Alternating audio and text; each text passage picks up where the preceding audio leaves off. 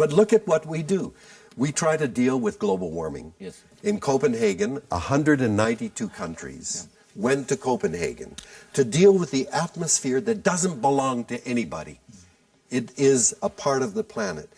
We tried to deal with global warming through 192 national boundaries. Oh, well, this is Iceland. This is Canada, and we have to do it this way. But wait a minute, air isn't Canadian air or Iceland air. And then we had 192 economic priorities. Iceland says, well, our priority is this. Canada says, no, we got to sell our fossil fuels. Yes. How can we possibly deal with we create human things like human borders and human economies, and then we tell nature, you have to fit our agenda. So nothing is being done about global warming, really? Well, there are, of course, there are countries that are trying desperately and are making money doing it. If you look at Germany and their renewable energy sector, or Spain or Denmark, countries are trying to get off fossil fuels. Yes.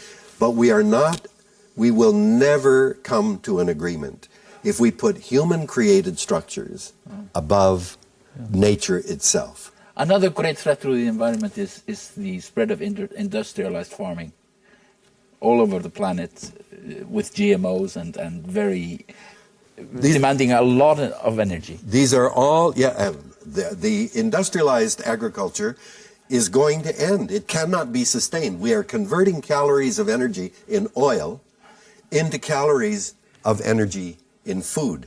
And if you put 10 calories of oil in, we're getting 4 or 5 calories out in the food. This is crazy. The oil's going to run out, and then we grow the food and we say, oh, well, food in Mexico should feed us in Canada, should feed us in Japan. This is crazy. We've got to be more self-sufficient in the food from where we live. Instead, we demand the same food 12 months a year. So we'll bring it in our winter, we'll bring it from the south by using oil, and it simply can't continue. It's madness. It's suicidal. But the problem is we humans have come to think we are so smart, we're in control. The world we're affecting the world for sure, but we're not thinking long-term enough. What is it that keeps us alive? It's clean air, clean water, clean soil. So if we don't say, wait, you can't do that because you're going to pollute the water, you're going to destroy the air, if we don't say that's our most important priority, then the economic system and industrialization will simply undermine that and destroy us. In Iceland, we have a lot of clean energy. I don't know whether you heard about it, but we are using a lot of it to smelt aluminium. That's sort of. I think we haven't put our green energy to good use up to now. I think Iceland is a very, very important country because, first of all, any island, people know there are limits. Yes. You can't grow indefinitely. There are limits. So Icelanders, I think, will be much more sensitive to the issues that I'm interested in than most people. Like Canada is so big and we think, oh, we got endless resources. But Iceland has made a commitment, as far as I know, to get off fossil fuels by 2020. Now, I don't know whether that's still being kept on the agenda. But for Iceland, with these vast geothermal opportunities, can set a way, you can set an example of what can be done if you make a commitment. So converting to a non-fossil fuel energy source in this country is extremely important for the rest of the world. And I hope that you do it. What you do with the energy that you do have, once you're off fossil fuels, again, that's your business. I happen to think that aluminum manufactured here, if you're going to become a smelter for aluminum, you should be saying, I don't want to just make aluminum for the rest of the world. What do you want to do with this aluminum? You want frying pans? We'll make it in Iceland. Why should you export just the blocks of aluminum and let other countries add the jobs to that by making whatever you want? Bolivia, one of the poorest countries in South America, they have an Aboriginal president of Bolivia, first one in the world. And he has said, we're a very poor country, we have lithium. Lithium is in all our new batteries. Yes. So he has said, we will share our lithium with the world. What do you want? You want batteries? Then come to Bolivia. We'll make them for you. There's a poor country, and they want to be able to make the things, to add the jobs to that resource. What do we do in Canada? We're a big country. We're a rich country. We say, oh, you want wood? Okay, we'll cut our trees down here. And then we buy back the wood products that come from Japan or whatever. That's crazy. So I say to Iceland, if you want to make aluminum, that's fine. That's an energy expensive process. But for heaven's sake, don't export the jobs by just sending aluminum to Germany or wherever. Keep your jobs here and make whatever that aluminum is good for. You've been doing nature programs on television for such a long time. Could you say what are the most magnificent things you've seen in your line of work? I mean, what has influenced you most profoundly?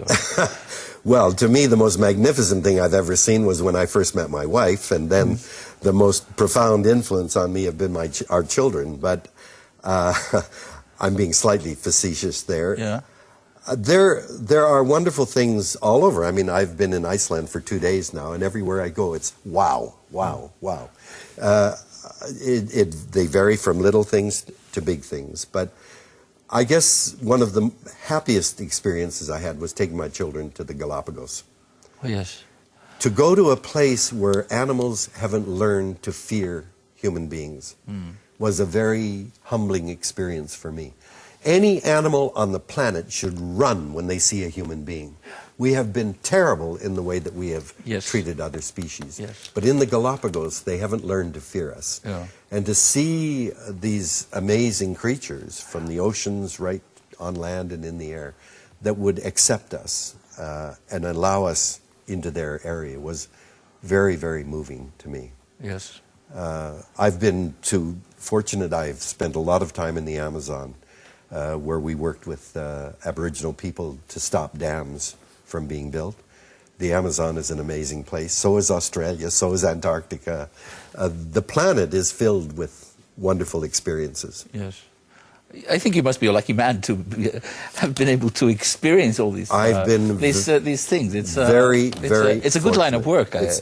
But you know, I've been privileged to have this experience. But I've asked David Attenborough about this, who is, you know, without a doubt the best known person around the world for his magnificent films on nature. Yes. I've said to him, you know, many of these wonderful animals and plants that you've shown are probably going extinct by the time your programs run on the air. Yes.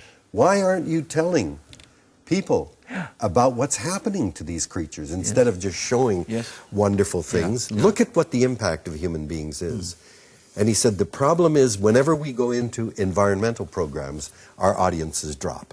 Yes. So that's his justification. We better not tell people how bad things are because we'll lose our audience. But you have become an activist. I can't, if it's just to be on television, I'm not interested. No. If we have to, for me, television has been a way of communicating with large numbers of people to inform them about the world around. Yeah. We're in deep trouble now. Yes. And I feel very desperate because I'm at the end of my life and I know that my grandchildren are going to live in a very, very uncertain world. How old are you? I'm 75. 75? 76 next year. You're pretty useful, aren't you? No. Well, thank you for being on this program. Thank you for having me. Thank you.